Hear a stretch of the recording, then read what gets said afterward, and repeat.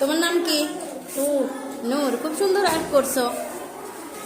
তোমার নাম কি? মুসা। মুসা, খুব সুন্দর আর্ট হচ্ছে।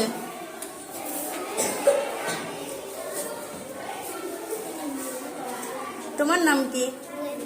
হুজাইফা, কে আর্ট করা শিখিয়েছে? মা শিখিয়েছে। খুব সুন্দর আর্ট হচ্ছে, করো। তোমার নাম কি? ইলমা, খুব সুন্দর হচ্ছে আর্ট। কে শিখিয়েছে? আম্মু।